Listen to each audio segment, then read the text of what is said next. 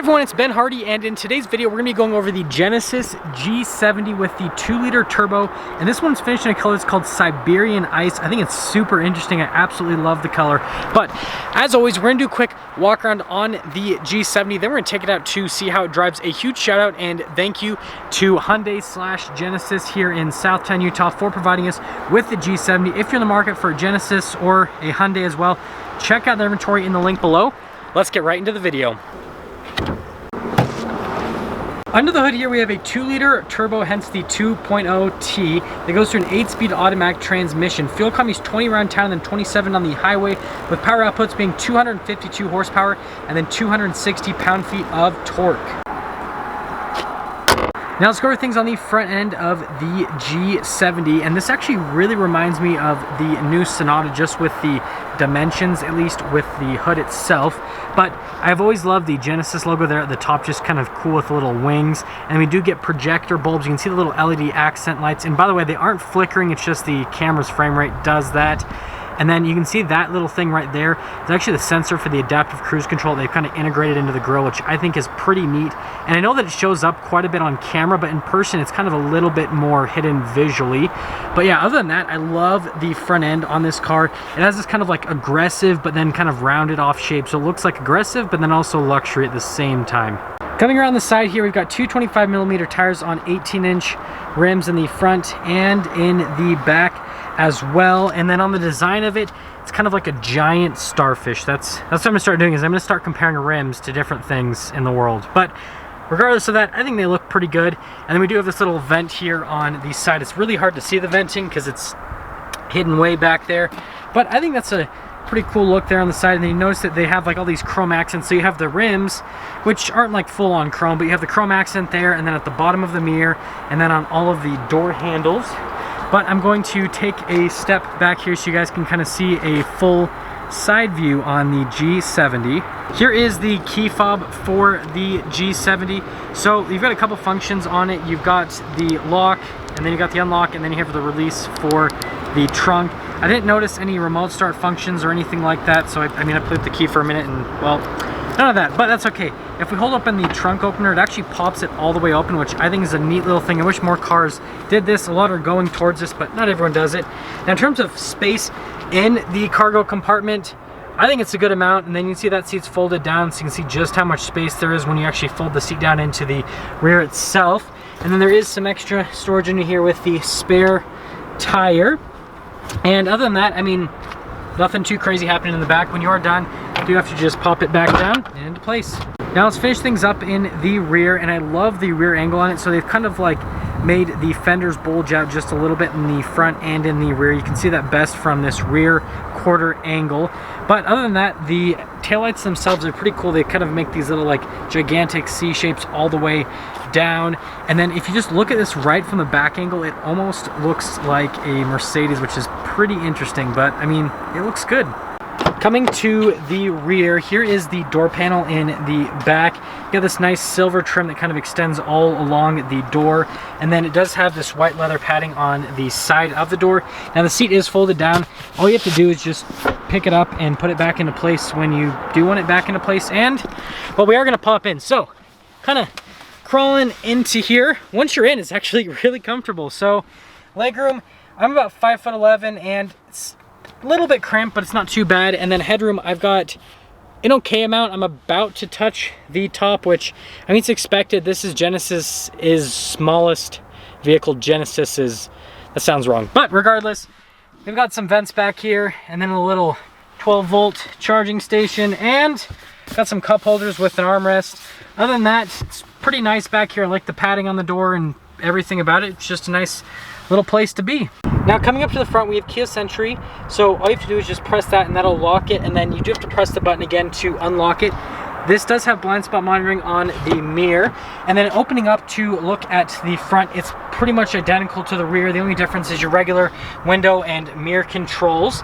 And then coming to the seats in the front, they're very well bolstered, and they're pretty much the same material as what's in the back. feel on them is all the same, just the bolsters are larger. They do have power adjustments on the side of them. There are your pedals just down below at the bottom.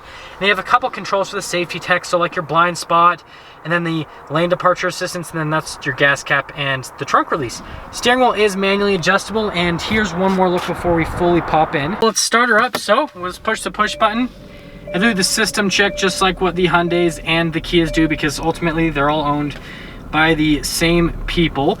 But now that that's all done, here is the steering wheel in the G70. And zooming in on the steering wheel, you've got the controls for like your cruise control and for the center stack. It is adaptive, like I said earlier. It's got nice perforations here in this little area, so it's grippier on that side. Smoother on the top and on the bottom. You got this little trim right inside there. Volume controls and voice commands on the other side. There are paddles on the back of the steering wheel if you do want to shift the gears yourself through that 8-speed automatic, which we'll be playing with those in a little bit. Light controls are on that side, and then on the other side is the stock for the windshield wipers. And then we are going to come into the center screen. So RPMs over on the left side. On the right side, we've got the speed.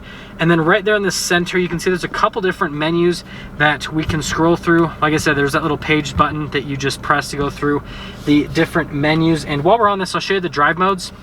So you can see that there are 5 different drive modes. You got your Smart, and then you have your Eco, which both of those are kind of like your more fuel economy conscious drive modes. I think it's interesting that they have 2 different ones for it. But regardless of that, then you have Comfort, which is kind of like your normal mode, which that's where you're going to spend most of your time with this car. Then you got the Sport, and then the Custom. That's where you're going to basically customize everything, right? How do you want the suspension, engine, transmission, all that kind of stuff to be? So it's pretty cool. They let you customize all that with the drive modes. Here is our infotainment system, and we are going to pop it into reverse, and getting into reverse is very interesting. I'll have to show you guys later. But here is the little backup camera, and there's the display for it. I think it's pretty good resolution. Now the rest of the infotainment system, it's just like what's on all of the other Hyundais and Kias, and I wouldn't have any stigma against it because they have a great infotainment system. Response time on it is really good. You get Android Auto and Apple CarPlay with it, so I just think it's a really solid infotainment system overall, and it's good. Now notice that we've got this nice kind of like leather and stitching coming down here. We've got a couple of vents. There's your engine stop start button. All of the analog controls for the infotainment system and the radio. And then we do have a dual zone climate in the G70. We have heated seats up front, no air conditioned seats. Charging station in that little area. So you got like auxiliary, 12 volt, USB, all that kind of stuff. And there is no wireless charging that I am seeing, but there is a little lid to cover it, so that's pretty neat. Now, this is the interesting part. This is a shifter I was telling you about. So you push in for park, you pull down for drive, you push in for neutral, and then you have to, so this is how you get into neutral. It's really weird. So you have to push the button to get into drive, you push up for neutral. To get into reverse, you have to push the button in and then go up to get into reverse. So it's not hard by any means, it's just different, if that makes sense. And then this is also different. Like, look how this looks, this line that just kind of goes up. Got a couple cup holders right here, and then over here is the drive mode selector that I showed you the drive modes earlier. Your auto stop start to turn it on or off, auto hold, stability control, and then the parking brake is right here. Finally, well, not finally, but we've got the center console here, and it's a decent size, not super deep though. And then coming over to the glove box, it's a regular glove box. There is nothing special about it, but I love the materials above it. Just very nice. Now we have the sunglass holder, which is actually very soft inside there. Normal light controls up here, normal sun visors, nothing too crazy, but we do have a lighter colored headliner. It actually makes sense in this car because the headliner is lighter, and then you come down, you have like this black accenting with the lighter elements mixed in, and then the seats are lighter, so it kind of like goes from light to dark, or sorry, light to dark to light to dark, back up to light. I tried to find a place to prop up the window sticker, but regardless of that, notice that this is a 2020 G70 all-wheel drive 2.0T, and I made sure this is a base model with no features added, and you guys will understand that in another video. But you can see this comes with so much standard equipment. I mean, we went over everything in the review, and it's crazy how much standard equipment this has. But added features, you're like, well, there is something, and it's just the charges to get the vehicle here. So that is your total MSRP, and I mean, that's solid for a luxury car. That all being said though, let's take this G70 out and see how it drives.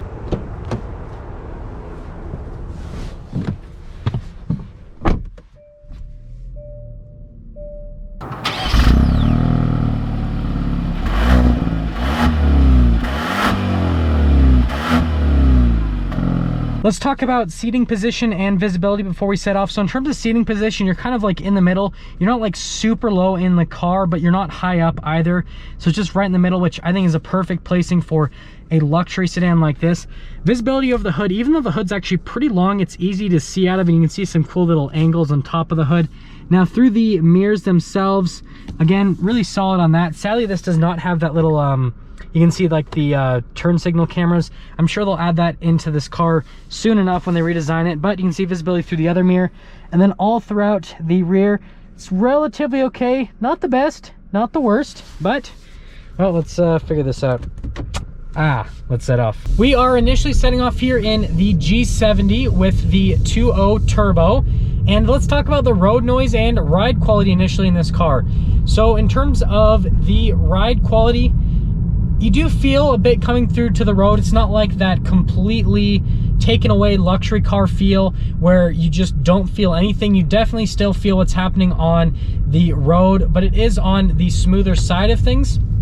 Now, in terms of the noise that comes into the cabin, I don't hear a whole lot from the engine itself. I hear a little bit of tire noise, but it's actually pretty well insulated from everything in the engine, and this is actually really quiet, surprisingly. I'm taking my first turn here, and steering is very light. The steering wheel is actually a perfect size. I mean, you guys saw it earlier, but I love the size of it. It's just like, it's not too big, not too small. And so yeah, it's just, sizing is perfect on it. But in terms of directness, the steering feel is relatively direct. It's not the most direct, but it's pretty good. And we are gonna get into the manual shift mode for acceleration here. That transmission is pretty quick to shift. Now I'm gonna go back into the comfort mode for the rest of this. Acceleration on it is pretty good. It does take a second to get into those turbos, but once you do get into those turbos, it's quick. It just takes a moment. So just expect a bit of turbo lag with the car. But I do want to go back onto the steering. Now kind of like feeling it again. It's more direct than I initially thought. And it feels like when you get up to a little bit higher speeds, it kind of weights a little bit more. Like the steering itself gets a little bit heavier, so then it just makes it feel a little bit more direct. Believe it or not, it's a weird thing. Like sometimes when the steering's heavier, it kind of feels like it's more direct. So I really like the steering rack on this Genesis. It's amazing, actually. And that is going to lead me to summing things up. So if you're in the market for what I would consider an entry-level luxury car, so you want something that's comfortable, that you could daily drive, that you could drive in the snow because this has all-wheel drive, something that has a decent amount of power so it feels somewhat sporty, but at the same time, right, still has that luxury car feel, then this is definitely, like, it meets all those criteria, but then it's also not crazy expensive. I mean, what, $38,000? And you get all this safety tech, and you get a luxury car brand. Now, I know that this brand isn't as strong as like BMW or Audi, but you get so much more car for the money compared to what you would get with a BMW or Audi. So I feel like it's just the better route to go if you're wanting the most bang for your buck, and if you're not too concerned about badge engineering. There we have it, everyone. The 2020 Genesis G70 2.0T all-wheel drive. And again, a huge shout out and thank you to technically Genesis of Sandy / Hyundai of Southtown for providing us with this Genesis. I'm going to include a link to their Hyundai inventory and then also their Genesis inventory if you're interested in either in the description below. So definitely check them out. But as always, if you're stopping for the first time, please subscribe, and then I will see all of you in that next video.